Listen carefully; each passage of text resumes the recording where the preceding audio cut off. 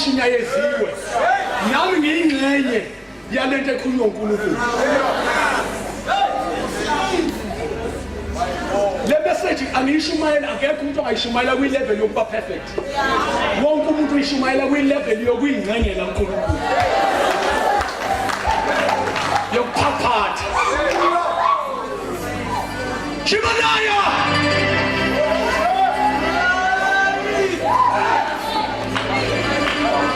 Ngitshela bangikhuluma nabantwana bami ngithi into engihlupha ngani bantwana bami. Nina uJesu nimenza umngani wenu, nimenza nje umuntu nje okufanele nimkhombe ngesibhamu.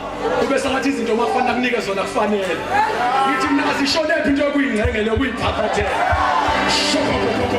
Azofika uMaria Sulwini bathi thina saqhubisa i-alabaster sathela uJesu amafutha ngoba sasiphathela siyingalela abantu baqala futhi uJesu manje kanje ukuba benzela izinto. Mphathi wami baba akusameki phambi kaNkulunkulu manje maphambi kwakhe. Sengifike ngihlale ngezinqa ngibudeshe. Ngikhali ngembe zengane. Mbale yonke into engayicabanga ngithi Jesu uyamazi umuntu omubi kunabo bonke abantu emhlabeni. Ngisho mina kunabo bonke mina. Mbuyasi. Ufuna ukwazi umuntu obhedwe kunabo bonke mina. Uyazi ukuthi Jesu yini ubheda kwami ungabonakali ungaveli ngoba ngifihlo umusa wakhe. Uma ngasuka umusa wakhe siyaphaphata baba. Siyaphaphata. Uma ngasuka umusa wakhe ngihlazo eluwesi kunalaba abanye abazi. So Jesu angizile njengegiant ngizoyiphaphathela. Ngoba isandla saziwa uwe ongibambe ngaso. Angisazi sona sibhangana ukuthi ungibambe. Ngitshela la ungibambe khona ungamdedeli.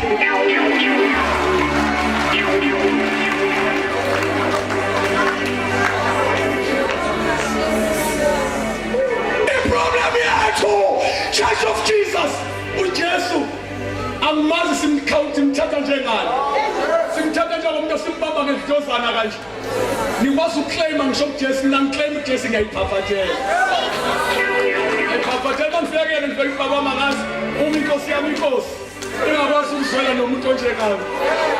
Lengathokoza baba.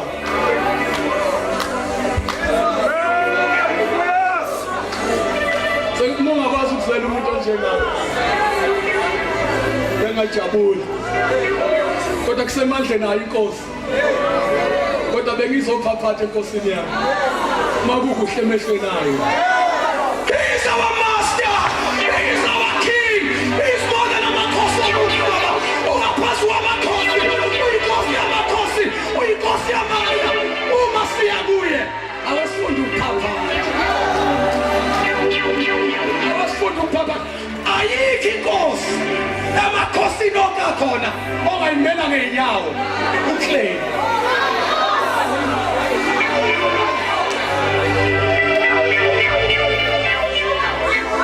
Udaba sithi uyazi umntwana ukuthi uma kukhona into oyifunayo daba sithi sithule sikanjani.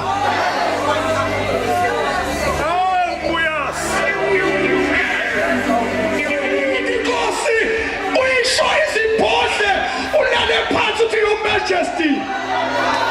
Noma uyiphayiphanithi zonke izinto esakhe esethu kodwa ningakhohlwa ayimahana. He died for it. Wayisela lo muntu oyabiyena le. Aphatha ma uyabuya. Yazi ukwenza usushwa yini? Usushwa abazalwane abangayikophaphathela ngisho impilo yabo.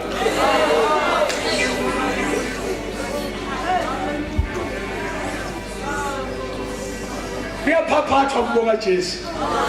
Bafundisi bami bafowethu bazalwane abantu abahle benkosi. Jesu asilungile ngale level ngalendlela yokuthi singakwazi ukuyokuma phambi kaJesu simtshele whatsoever sithanda. Ngisho sinakho ukulunga kusiqualify. Iphaphatha system esilekelelayo. Silale enyaweni zakhe sithi mva. Asihlikise emhlanje. Athi uthina. Ngithi makukuhle kuwe uNkulunkulu. Umuso wathwala ngawo baba. Angazi noma inkosi yami ngikawuthwala nami ngani. Ngisho isandla owabamba ngaso baba wathokoza. Ngicela ungibambe la wabamba khona baba. Angibazi ubabambe. Kodwa this is me babambe ngibamba khona nami. Ngiyakhumbula into engangaphula ngaphandle ukuthi ungibambe.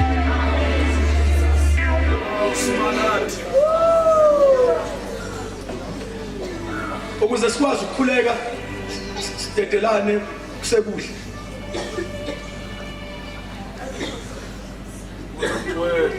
Umoya ngcwele uthi into eyayenza obaba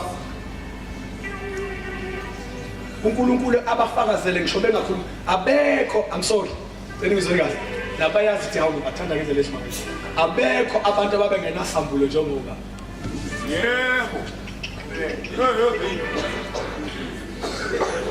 amadoda uNkulunkulu awavusile asivuse emva kwawo asesenkosini there were no revelation baba ishumayela into eyiqobo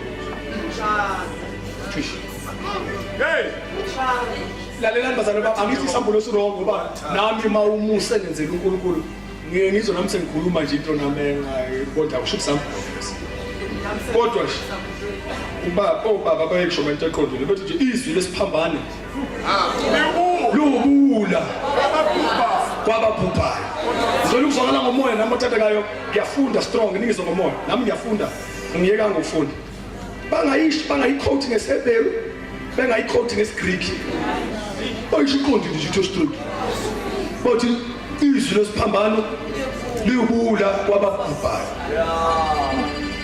kodwa kuthina lingamandla kaNkulunkulu bamelapha bathi izwi lesiphambano ngaloso sikhathi uJesu uthile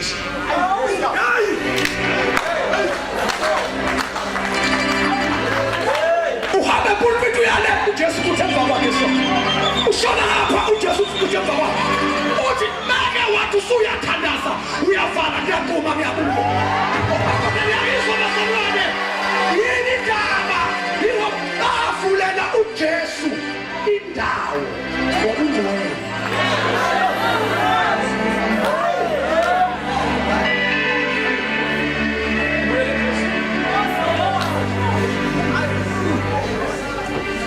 sikhona kwabantu bonke kwethu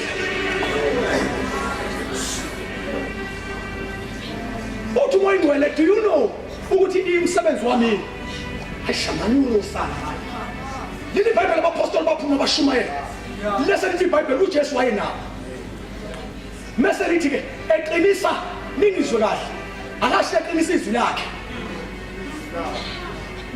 funda le bible eqinisa izwi labo in other words a confirmer into abayishoyo uma bethi uJesu namandla uJesu namandla uJesu namandla athi Jesu come on boy uJesu namandla uthi ungitshela masuqedile uJesu namandla uJesu namandla uthi akusuqedile phela athi phela yes sir mase dimana hothi bakhombise ukuthi lento kade uyishiqiniso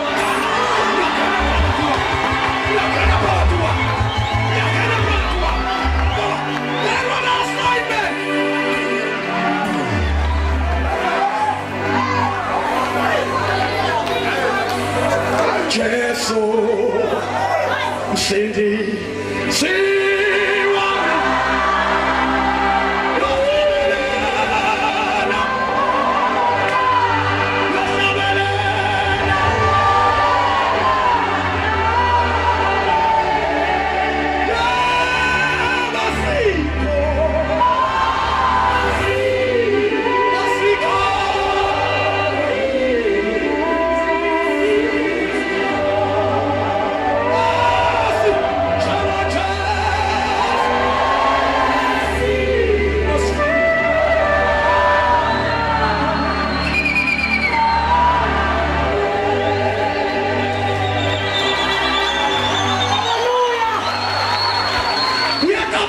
sisho kanje wabasala kade singaculi thina bese basambisa imessage ukuba uyilalelile simi kwi-position yobungcwele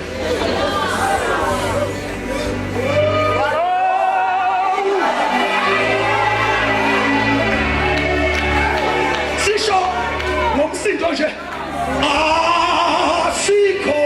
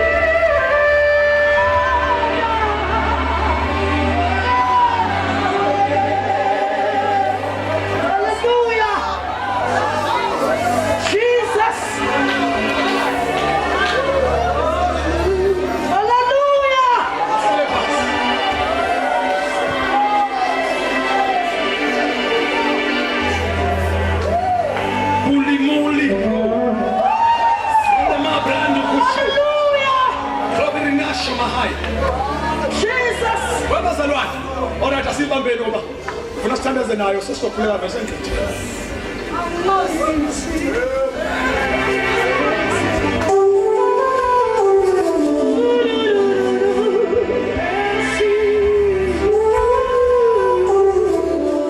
Thank you Lord. Vela siyabhala manje. Yazi ukuthi awasenzele inkosi umsebenzi ube lula. Ikhona indlela esisebenza ngayo. Ikhona indlela uJesu esimsebenzisa ngayo. Ngoba manje kuphoqa ukuthi sisebenze amekhonela. Ningizomoya. Jesu akamshiya umuntu. Kodwa Jesu uyakwazi ukuhambela nje angabi kude abe lapha samuntu. Uzwakala iperfume ukuthi ukhona. Kodwa inkinga akamanifesti ngani. Guys.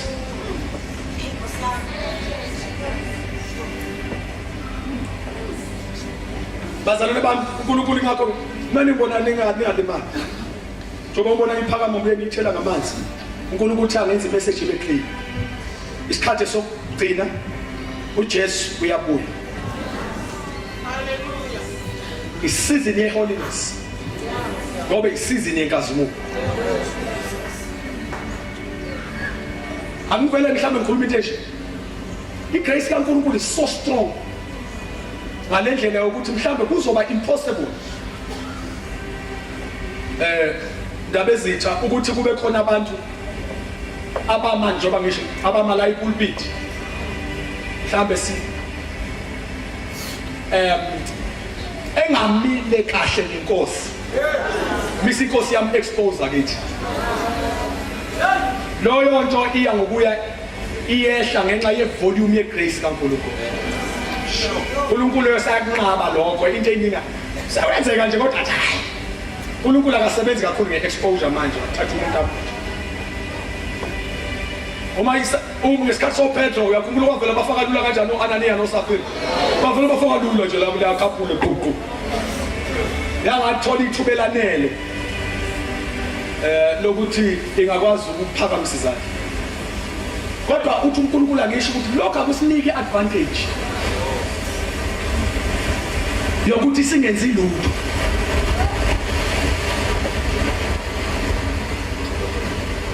Akusinike advantage yokuba si relax.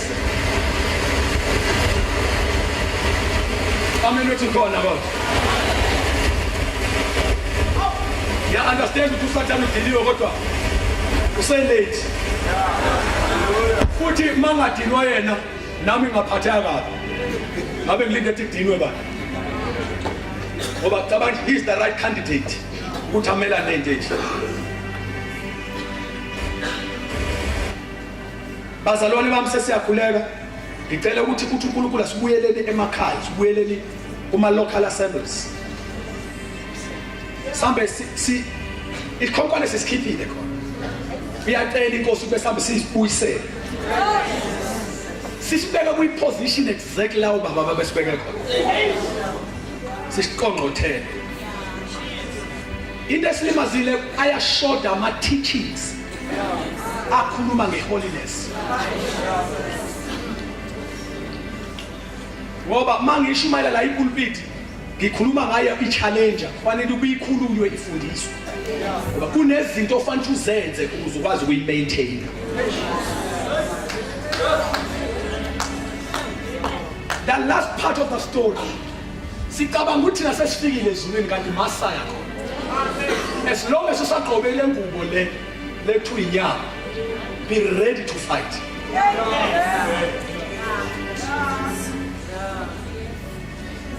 Do you know? Okay. When all right. Yangivumela uNkulunkulu ngakusho. Sikhuluma nomfundisi uXabashe lithi qo. Khona ivesi angangalizwa ukuthi uNkulunkulu uthi.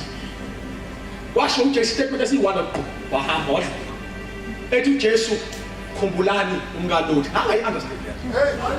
Hey. Yes. Yes. Ngize ngayi-understanda uma sekufika izimo zima lapha ngabantwana babo.